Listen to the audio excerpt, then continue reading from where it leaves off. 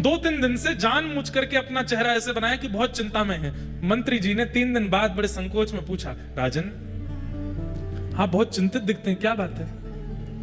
तो राजा ने कहा, मंत्री जी मैं तुम्हें बता रहा हूं, तुम किसी को मत बताना। बोले हाँ बताओ। रात में एक प्रेत मेरे कक्ष में आता है और उसका रूप स्वरूप नहीं दिखता, तो वो हल्ला करता है और खिड़की में से केवल अपना हाथ मुझे दिखाता है और उसको देख करके मैं बहुत चिंतित होता हूं, भयभीत होता हूं, सामने आता नहीं है। उसकी मुझे बड़ी चिंता हो रही है, वो क्या करना चाह रहा है मैं समझ नहीं पा रहा। मंत्री बोले आप इतनी सी बात, आप चिंता मत करिए। बोले तो हमारी कुल देवी हैं, उनका खड़ग मैं लेकर के आऊंगा, उस खड़ग की नित्य पूजा होती है और उस खड़ग को लेकर के मैं आपके कक्ष में सो जाऊंगा। आज रात में जैसे ही वो प्रेत अपना हाथ दिखाएगा मैं उसका हाथ काट दूंगा। राजा बोले हाँ ठीक है, तुम ये काम कर देना। मंत्री जी नीचे सो गए।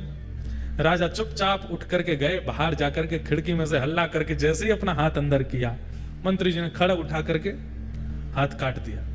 रक्त की पिचकारी निकलने लगी, लेकिन राजा तो प्रेमाश्रुओं से रो रहा था, आनंद कर रहा था। मंत्री जी ने उठ करके देखा, बोले अरे ये कोई प्रेत नहीं है, तो हमारे राजा साहब हैं। चरणों में गिर गया, बोले भगवान आपने ऐसा क्यों किया? तो बोले इस हाथ ने ठाकुर जी के प्रसाद का अपराध किया, इस हाथ का मैं कैसे अपने पास रख सकता हूं, इसलिए इसका त्याग करना था, इसलिए मैंने कटवा दिया। महाप्रभु जगन्नाथ मंदिर में खड़े खड़े व्याकुल हो गए राजा की इस दशा पर। तुरंत अपने पुजारी जी को कहा कि सुनो, अभी इसी वक्त उस राजा को लेकर के आओ।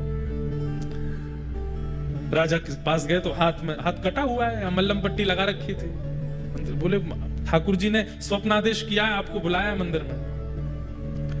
ठाकुर जी के सामने गए तो महाप्रभु जगन्नाथ जी अपने ब्रह्म वेदी पर ऐसे झूम रहे थे।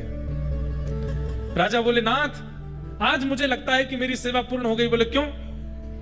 जैसे मेरे महाप्रभु के हाथ हैं, आज मेरा हाथ भी वैसा ही हो गया है। आपकी भुजा नहीं है, मेरी भी भुजा नहीं है, मैं भी वैसा ही हो गया हूं। लेकिन नाथ मैं आपको प्रणाम करता हूं। जैसे ही ठाकुर जी के सामने दंडवत किया, राजा का वह हाथ पुनः प्रकट हो गया। ठाकुर जी बोले मैं तुमसे बहुत प्रसन्न हूं, तुम्हारी इस भगवत परायणता पर मैं इतना प्रसन्न हूं। आज के बाद ऐसा कुछ मत करना, क्योंकि तुम्हारे चित्त में जो प्रेम मेरे प्रति है वो अद्भुत है।